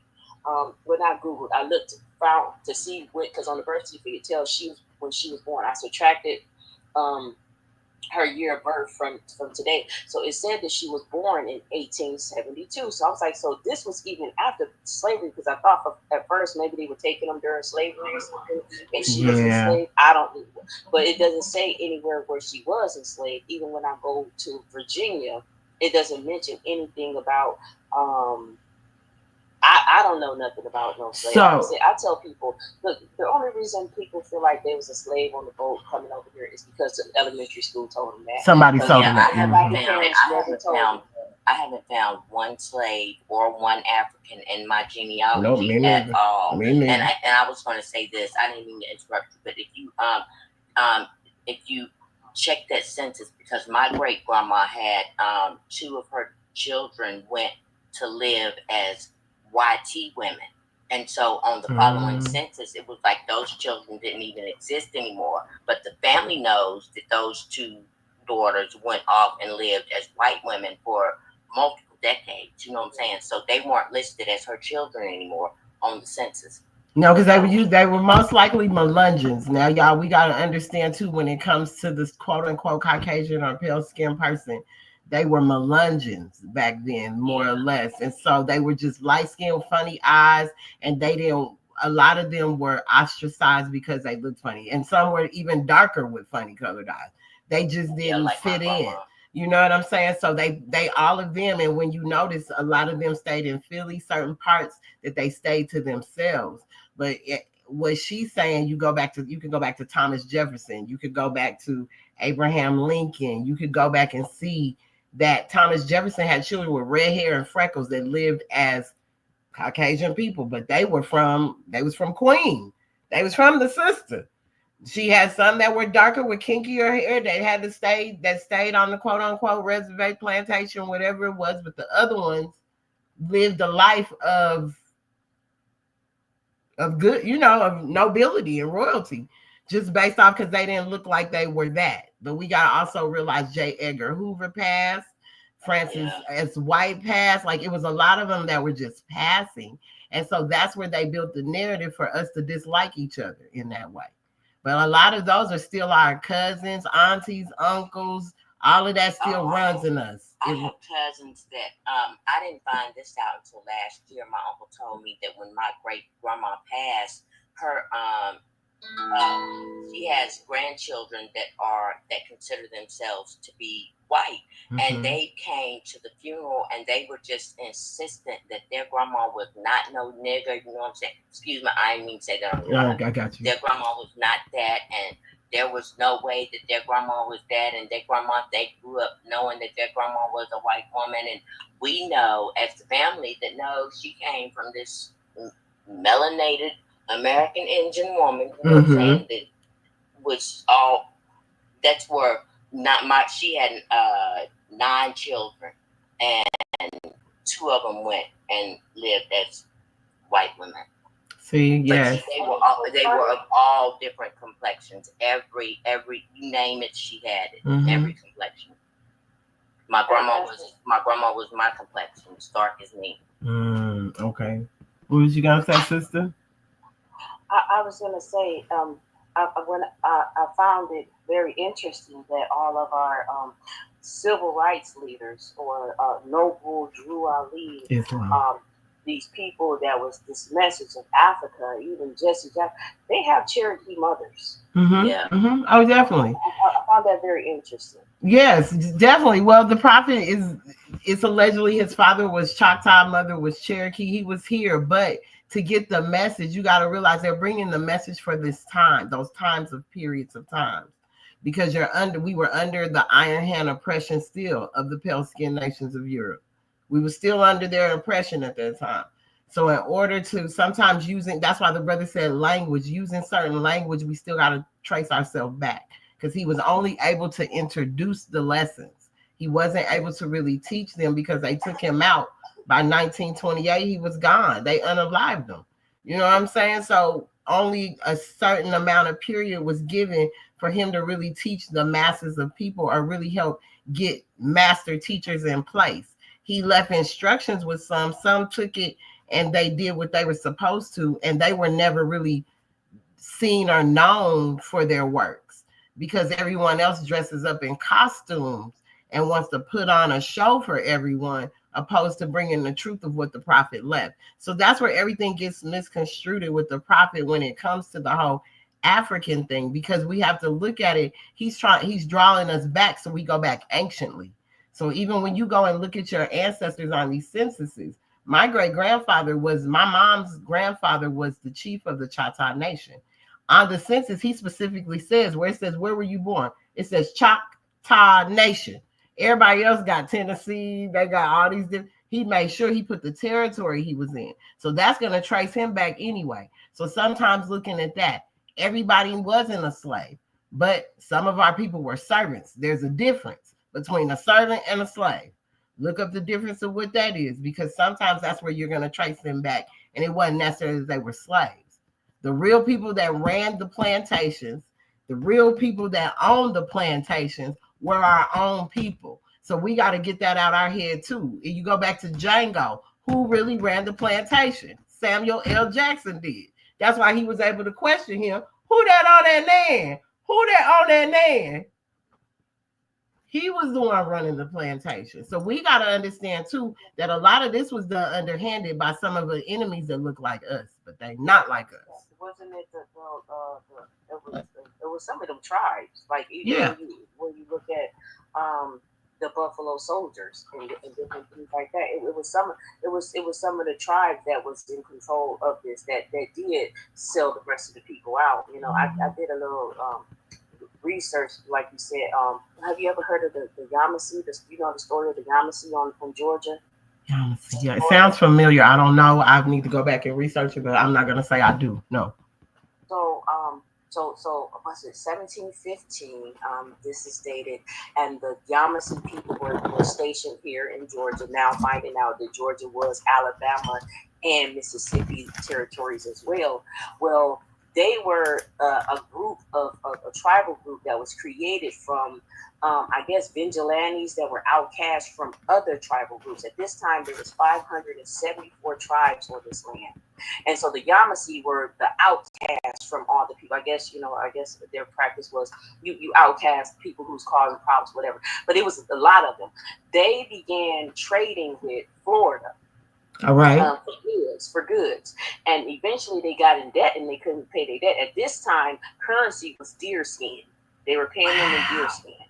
Yes. And so they got in debt. I guess deers had became scarce because it was a currency. And so they got in debt. And what they start doing, listen to this, is they start kidnapping other indigenous people from other tribes and selling them to the colonizer to pay off their debt. And then once they had a meeting because they couldn't pay off the debt, and they had this meeting, and one of the guys told them that if they didn't pay them, they were going to enslave them. And these Yamasee people, they literally start slaughtering, going through up and down the 13 colonies, just taking out all of the stations where the colonizers had set up. I'm talking about they was hopping on boats and everything. And that's why all these other people had to come in and take over this land, because they could not handle the fierce reaction from these people. They were not no people that just put their head down and go along with it. Mm-hmm. It took all the Great Britain and all those people to come take them down. Like they never stopped fighting. All right, you got me doing some homework since 1715. And check out the war. It was even a war behind this. 1717 Yamasee War. Yeah, it was a war that even occurred behind this action. And this was pre our people being the people of this land being enslaved or in taking the service, because at this point the land was thriving. It was 574 tribes with flags and established here on this land pre this incident. Islam, really? All right, I'm gonna do my homework on that. Yeah, you got me on that one. Yes, because even tracing, when we're tracing our lineage back, and I started to, and it was just so much like, wow, my great grandmother on my mother's side. So my mother she's indigenous to right here on the North American, right here, American Indian. So my great grandmother's family came from Memphis, Tennessee. So when you do when you start going back onto Memphis, that's why it's such a very violent place right now, because it holds a lot of sacred energy there. So they know what they're doing when they're doing what they're doing. As Sis said, they do this ritual in Egypt, Alabama, or wherever she said it was. So that's doing the same thing there. So it creates a lot of chaos, because they know that it holds a lot of sacred mystical energy for us. And my great grandmother came from that way. She came from the tribes of Memphis, Tennessee, as a Cherokee. And my mom's father was Choctaw or Choctaw. My dad's father's side was Cherokee, but his mother was Mexican and Cuban. So still Old Mexico, because my great grandmother was from Old Mexico. Right next to Colorado is New Mexico. So she was from Colorado because that was Old Mexico at one time. Islam. So you see how they try to switch it up. They put up borders so we would forget. That's why when you were saying Alabama, Georgia, Mississippi, all being Georgia, they started putting borders up when they came to take from us. That's how the borders started being put up to say, oh, this is Georgia, this is Alabama, this is Mississippi, this is Colorado. It wasn't about that. It was all based on territory when you go back and look at those old maps. Everything was based off of a territory. Islam. Yeah, because even the landmass after the Alabama and Mississippi separated from Georgia, it still was one. It wasn't Alabama and Mississippi. Wow. I believe it was just Mississippi, and then eventually Alabama was created. Wow. Mississippi. I think like maybe another. I'm not correct on the date, but I think it was like 1819 or something like that, because it was 1802 that Georgia was separated from that other landmass. So it was still just one landmass, and then they divided it up again. Wow. All right. Yeah, because you know Mama T, do y'all watch her? Mama T breaks down those different landmass ways that they did certain things. Do y'all ever watch her when she's talking about that? Yeah, I have. Yeah, she's pretty dope at it. Huh? I'm not familiar with that. You're not. Yeah, she's one of the elders, and she really goes in. I like listening to the way she brings everything together. She does, you know, it's pretty interesting. Yeah, she's really good. Mama T. Yeah, Mama T. Mama T, would you like to say anything else, brother? Would you like to say anything else before I continue with our collective responsibility? Islam, I'm just listening. I've been in motion the whole time. Islam. Even when I was talking. All right, Islam, and much love to you sisters and the brothers that was on. And I'm just listening. Islam, All thank right, you. Peace. Peace. So our collective responsibility as a people, because as we know, all of this is affecting everything. And so if we don't get back to our original, as our sister said, even tracing back the steps of our families, then we don't know where we come from. There's no way to fix these things, y'all. There's no way that we can really fix what's wrong. And it is a fix that we're able to do. And it don't take a lot of us to do it. It doesn't take a lot of us. We just have to start being the example that we want to see set out there. So this is why we as a nation must not allow this. It is our collective responsibility to stand for justice and peace. Let us be a living example of the divine law that the prophet established. The sacred duty to protect is threefold. Protect the well-being of your family from all harm. Protect the honor of the prophet's movement by living a righteous life. 3, protect the next generation by creating homes of peace, order, and love. By upholding this duty, we not only save ourselves, but also strengthen the entire nation for generations to come.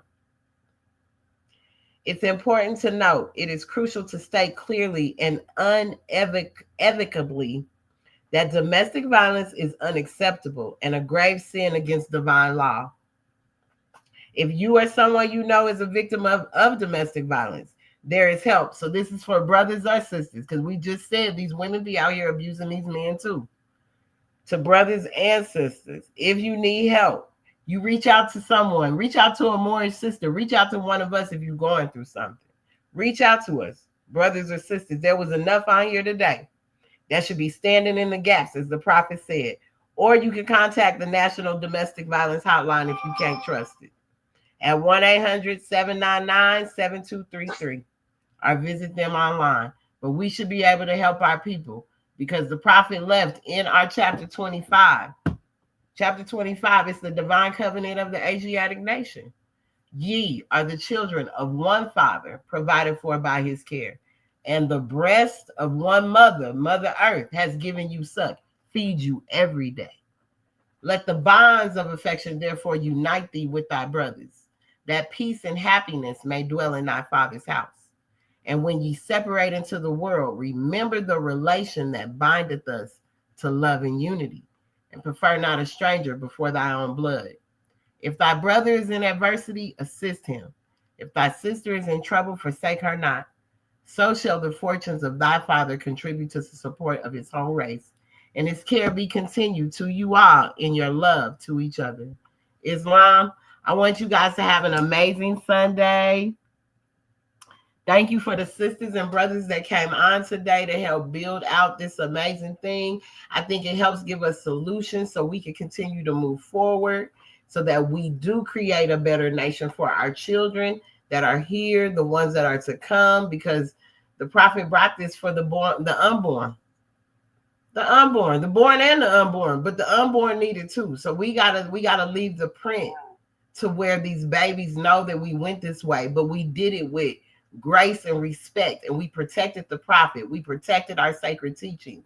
We protected our families. We protected each other. So as men and women, y'all come together and raise these children together. Learn how to get along. Stop saying you don't get along with her. Stop saying you don't get along with him. Learn to get along with each other. Learn what that is to co-parent. People do it all the time, and they do it with grace. Because he don't want to be with you no more, you got to get out your feelings. Because she don't want to be with you no more, you got to get out your feelings. It ain't about y'all once y'all had them children. Once you had children, it became only about the children. And that's how it should be. Islam? Would you like to say anything before closing, Sister Shonda? Well, just returning back to the principles of love. Like, we have to return back to Allah, return back to heeding the words of the prophet, and return back to love being loud.